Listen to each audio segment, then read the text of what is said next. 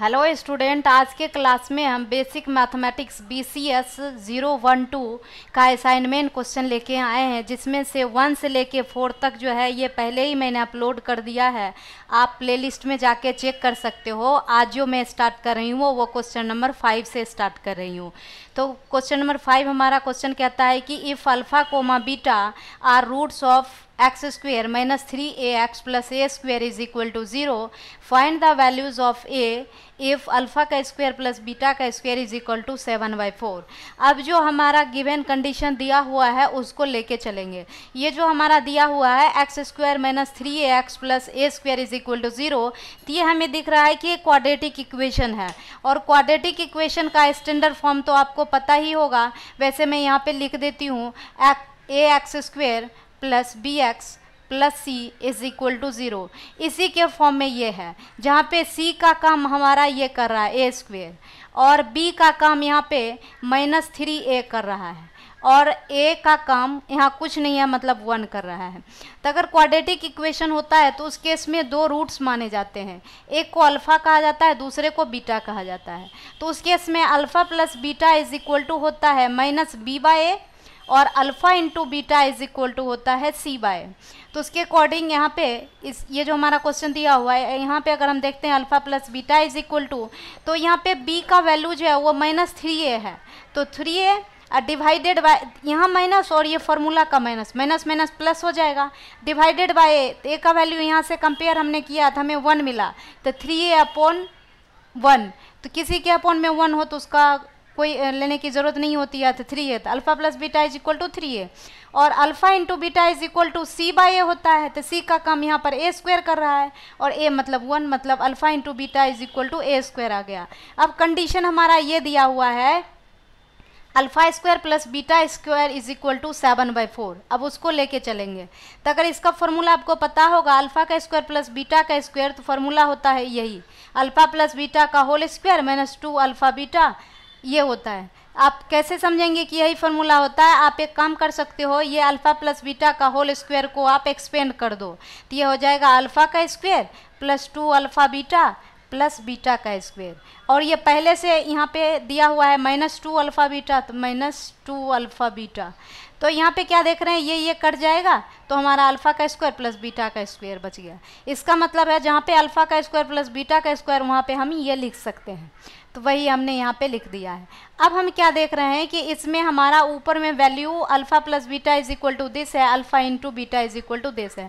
तो इसका जहाँ पे अल्फ़ा प्लस बीटा था वहाँ पे 3a हमने ले लिया, और जहाँ पे अल्फ़ा इंटू बीटा था वहाँ पर हमने a ले लिया, और इसमें वैल्यू डाल दिया। डाल के फिर इसे हमने सॉल्व किया, तो सॉल्व करके यहाँ पे आ गया हमारा a is equal to a square is equal to हमारा 1/4 आया, तो a is equal to plus minus 1/2 आ गया, और यही हमें पूछ रहा था a का वैल्यू, तो हमें मिल गया। उसके बाद दूसरा क्वेश्चन हमारा आता है, if y is equal to ln root under 1 plus x minus root under 1 minus x divided by 1 plus x root under plus root under 1 minus x, ये हमारा क्वेश्चन है। और अगर आपको क्लास ज्वाइन करना हो तो डिस्क्रिप्शन बॉक्स में हमारा कॉन्टैक्ट नंबर दिया हुआ है, आप उस पर कॉल करके या मैसेज करके क्लास ज्वाइन कर सकते हो, या और भी डिटेल चाहिए तो आप ले सकते हो। चलिए अब क्वेश्चन को देखते हैं। तो हमारा y is equal to this दिया हुआ है, तो सबसे पहले काम हमारा क्या रहेगा, जो इतना सा पार्ट्स है ना, ये पार्ट्स, इसको हम पहले सिंप्लीफाई कर लेते हैं, इस पार्ट्स को जिसको मैंने ब्रैकेट में घेरा है। तो देखिए उसी पार्ट्स को लेके हम चले हैं, सिर्फ इतना सा पार्ट को पहले सिंप्लीफाई करना है। तो यहाँ पे हम क्या करेंगे, जो नीचे ऊपर वाले को नोमिनेटर कहा जाता है, नीचे वाले को डिनोमिनेटर कहा जाता है। तो यहाँ पे अगर प्लस हो तो यहाँ पे माइनस लेके ऊपर नीचे मल्टीप्लाई और डिवाइड करते हैं, और अगर यहाँ माइनस होता है तो यहाँ मतलब इसके अपोजिट साइन यहाँ पे लिया जाता है। सिर्फ इस साइन को चेंज किया जाता है, इस दोनों के नहीं चेंज किया जाता है, रूट के अंदर का नहीं, जो बीच में आ रहा है उसके साइन को चेंज करके ऊपर नीचे मल्टीप्लाई और डिवाइड किया जाता है। तो हमने कर दिया। तो हमने क्या देखा, यहाँ पर ऊपर में a माइनस बी का होल स्क्वायर बन रहा है, और नीचे अगर फॉर्मूला आपको पता होगा a square minus b square is equal to होता है, a square minus b square is equal to होता है a minus b into a plus b. तो मतलब जहाँ पे ये दिया हुआ है वहाँ पे आप ए स्क्वायर माइनस बी स्क्वायर लिख सकते हो, तो उसी पे हमने इसको सॉल्व किया है। तो ऊपर वाले ए माइनस बी का होल स्क्वायर आ गया, तो ए माइनस बी का स्क्वायर का फॉर्मूला होता है ए स्क्वायर माइनस 2ab प्लस बी स्क्वायर। तो ऊपर वाले को इस फार्मूले पे तोड़ दिया, नीचे वाले को ये वाले फार्मूले पे तोड़ दिया, तोड़ के फिर जो कट रहा था उसको हमने काट दिया। तो ये जो हमारा आ गया वो कुछ इस टाइप से आ गया सॉल्व करके, 1 minus root under 1 minus x square divided by x, ये आया। ये सिर्फ इतने पार्ट को सिंप्लीफाई करके आया है। अब जो ऊपर में क्वेश्चन दिया हुआ था y is equal to l n root under 1 plus x minus root under 1 minus x divided by root under 1 plus x plus root under 1 minus x, इसके जगह इतना से पार्ट जो मैंने रेड कलर से घेरा था उसके जगह हम ये डाल सकते हैं, तो ये हमने डाल दिया। अब अगर आपको फार्मूला पता होगा तो फार्मूला होता है, लॉग कह लो या एल एन कह लो, दोनों एक ही बात होता है। तो l n m upon n जो होता है वो फार्मूला होता है l n m minus l n n, या फिर log m minus log n, तो ये फार्मूला होता है। और एक और फार्मूला होता है log m into n is equal to होता है लॉग एम प्लस और लॉग एन। इसी फार्मूले पे यहाँ पे डिवाइड है तो ये हमारा m का काम कर रहा है, नीचे वाला जो x है ये हमारा n का काम कर रहा है, तो log m minus log n, तो ये आ गया। अब इसको हमने क्या किया कि इसको डिफ्रेंशिएट कर दिया x के रिस्पेक्ट में।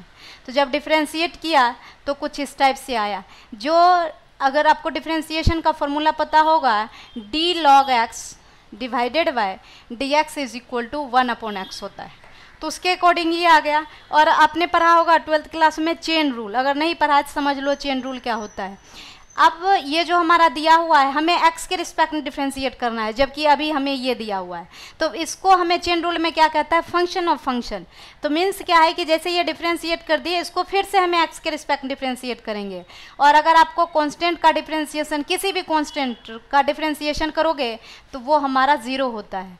तो ये 1 का डिफ्रेंशिएशन किया तो 0 हो गया, और फिर इसका डिफ्रेंशिएशन करेंगे तो फॉर्मूला एक होता है d x to the power n upon d x is equal to n x to the power n minus 1, तो वो फार्मूला लगा के इसको तोड़ा। अब फिर इसके अंदर का हमें तोड़ना है, तो 1 का फिर 0 हो जाएगा, और यहाँ पर एक्स स्क्वायर है माइनस एक्स स्क्वायर है तो इसका करेंगे तो माइनस 2x होगा। 2 से 2 कट गया, ये माइनस से ये माइनस भी कट जाएगा, तो बच गया हमारा दिस। अब इसका और इसका दोनों का हम एलसीएम ले लेंगे, और एलसीएम लेके फिर इसे सॉल्व करेंगे।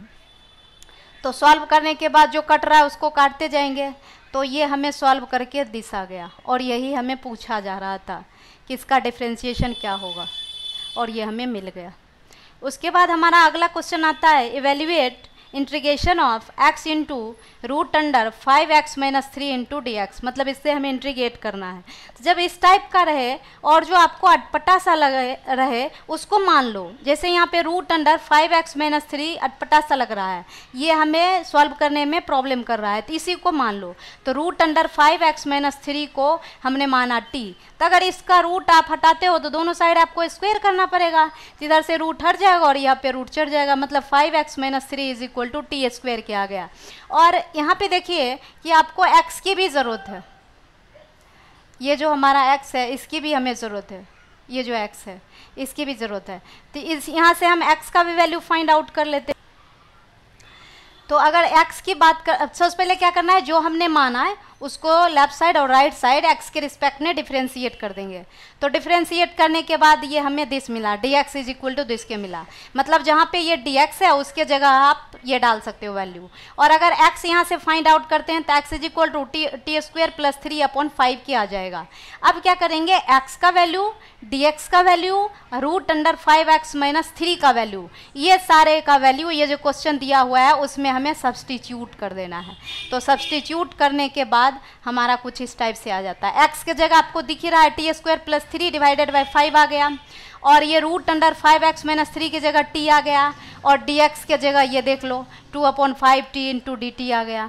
तो अब यहाँ पे देख रहे हैं जो कांस्टेंट टर्म है उसको बाहर कर लेते हैं, क्योंकि ये मल्टीप्लिकेशन के फॉर्म में है तो इसको हमने बाहर कर लिया। तो 2 ऊपर से नीचे से यहाँ भी 5 है यहाँ भी 5 है, तो 5 इंटू 5 25, 2/25 बाहर आ गया। अंदर में ये बच गया। अभी टी स्क्वायर से इसको भी मल्टीप्लाई कर देते हैं, इसको भी कर देते हैं, कुछ इस टाइप से आ गया t⁴ plus 3t² into dt। अब इसको हम इंटीग्रेट करेंगे। तो अगर इंटीग्रेशन का आपको एक फॉर्मूला पता होगा, इंटीग्रेशन ऑफ t⁴ या x⁴ into dx is equal to होता है x⁴n plus 1 upon n plus 1। इसी फार्मूले पे इसको भी किया और इसको भी किया, तो हमें कुछ इस टाइप से आ गया। तो ये अब हम क्या करेंगे, सॉल्व करके ये आया, इसमें t का वैल्यू जो ऊपर में माना गया था उसको हम रिटर्न कर देंगे। तो t का वैल्यू रिटर्न कर दिया तो हमें ये आ गया, और यही हमें पूछ रहा था। उसके बाद अगला क्वेश्चन हमारा आता है, use De Moivre's theorem to find √3 plus i⁴। इसका हमें वैल्यू फाइंड आउट करना है। और आपको ये जो मैं आपको समझा रही हूँ, अगर अच्छा लगे तो इसको लाइक कर लेना, सब्सक्राइब कर लेना और इसको शेयर कर देना अपने दोस्तों के साथ कि उनको भी हेल्प मिल जाए। और अगर आपको आगे का भी, जैसे 4 तो मैंने पहले ही अपलोड कर दिया था, वो प्लेलिस्ट में डाला हुआ है, वो आप तो चेक ही कर लोगे। 8 तक मैंने आज डाल दिया है। अगर इसके आगे का चाहिए तो कमेंट में आप नेक्स्ट लिख देना। चलिए अब क्वेश्चन देखते हैं। तो ये हमारा क्वेश्चन, हमें सबसे पहले क्या करना है, √3 प्लस i को पोलर फॉर्म में कन्वर्ट कर लेना है। तो पोलर फॉर्म जैसे √3 प्लस i, पोलर फॉर्म में इसका x प्लस आई वाई का जो पोलर फॉर्म होता है वो होता है r into cos theta plus i sine theta. तो वही यहाँ पे हमने लिखा है। तो यहाँ पे देखो कि r को इससे मल्टीप्लाई कर देंगे तो r कॉस थीटा, और इससे कर देंगे तो आई r साइन थीटा आ जाएगा। तो left side right side compare करेंगे तो r cos theta is equal to 3 आ जाएगा, और i को i वाले के साथ करेंगे तो r sine theta is equal to 1 जाए। एक को इक्वेशन 1 कहा, दूसरे को इक्वेशन 2 कहा। अब क्या करेंगे, दोनों इक्वेशन को सबसे पहले स्क्वायर करेंगे, अलग अलग करके उसके बाद ऐड कर देंगे। तो वही यहाँ पे हमने लिखा है squaring and adding of both equation. तो यहाँ से cos square plus theta plus sine cos square theta plus sine square theta, अगर आपने आइडेंटिटीज पढ़ा होगा ट्रिगोमेट्री के अंदर, तो वो 1 के इक्वल होता है। और इधर भी स्क्वायर करके ऐड कर देंगे तो यहाँ से आपको r का वैल्यू फाइंड आउट हो जाएगा। तो r इज इक्वल टू 2 आ गया। अब यहाँ पे क्या करेंगे, इक्वेशन 2 डिवाइडेड बाय 1 कर देंगे तो वहाँ से थीटा का वैल्यू फाइंड आउट हो जाएगा। r से r कट गया, sine theta upon cos theta is equal to tan theta होता है। तो tan theta is equal to 1/√3, और 1/√3 कितने एंगल पे होता है, तो 30 डिग्री पे होता है। तो थीटा का वैल्यू 30 डिग्री। तो आपको r भी मिल गया और थीटा भी मिल गया। तो यहाँ पे जो हमने लिखा है ना, √3 plus i is equal to r cos theta plus i sine theta, इसमें r और थीटा का वैल्यू डाल देंगे। और डालने के बाद जो हमें क्वेश्चन कहा गया था वो इसका पावर 3 था, तो हम क्या करेंगे, लेफ्ट साइड और राइट साइड दोनों का पावर 3 डाल देंगे। तो डालने के बाद डिमूवर्स थ्योरम ये कहता है कि जो ये पावर है, जैसे ये 2 का पावर है, 2 का पावर 3 करेंगे ये तो 8 आ जाएगा। और ये कहता है cos theta plus i sine theta का पावर अगर कुछ भी हो तो जो ये पावर होता है वो एंगल के मल्टीपल हो जाता है। मतलब ये 30 डिग्री है, इसमें इससे 3 से मल्टीप्लाई कर देंगे और यहाँ भी 3 से मल्टीप्लाई कर देंगे। तो 30 इंटू 3 करेंगे तो 90 आ जाएगा। ये हमारा 2 का पावर 3 था, ये तो 8 हो गया। तो cos 90 plus i sign 90, cos 90 0 होता है और साइन 90 1 होता है। तो 1 इंटू आई आ गया, तो 8 इंटू 0 प्लस आई मतलब 8 आई आ गया, और इसी का वैल्यू हमें कह रहा था। बस आज के लिए इतना ही, अब अगले क्लास में।